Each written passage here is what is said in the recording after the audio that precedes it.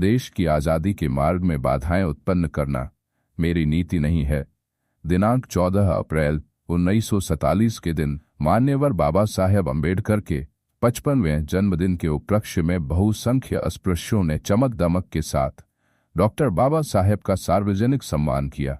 इस अवसर पर दलित वर्ग को संबोधित करते हुए डॉक्टर बाबा साहेब अम्बेडकर ने कहा, अखिल भारत की दलित जनता को अपनी विकृत स्थिति के बारे में एहसास होने के कारण अब वह अपने जीवन को परिपूर्णता की दिशा में ले जाने के लिए संगठित होकर चल पड़ी है। अब उसका भविष्य उज्ज्वल बनेगा। यह सोचकर मैं आनंद विभोर हो जाता हूँ। उस दिन वायसरॉय को मैंने साफ शब्दों में कह दिया, आपने अगर मुझे बुलाया नहीं होता तो मैं आपसे मिलने आता ही नहीं। अंग्रेजों के पीछे भागते फिरने की मेरी इच्छा नहीं। किसी जमाने में दलित समाज के सुख संवर्धन की जिम्मेदारी अंग्रेजों ने खुद कंधों पर ली थी। उस वक्त मुझे लगा था कि अंग्रेज अपनी बात को सच कर दिखाएंगे, अपनी इसकी जिम्मेदारी पूरी करने के लिए कदम आगे बढ़ाएंगे, लेकिन ऐसा हुआ नहीं।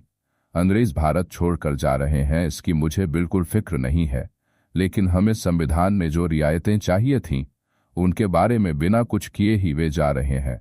उनका यह बर्ताव सही है या नहीं, इसका फैसला वे खुद ही करें। अस्पृश्यों की हितरक्षा की कुछ व्यवस्था करने की जरूरत के बारे में मैंने उन्हें 100 बार बताया था।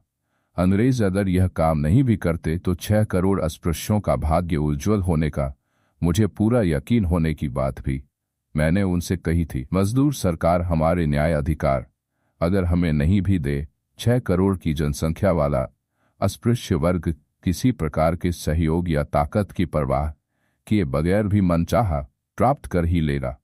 इस बारे में मेरे मन में कोई आशंका नहीं।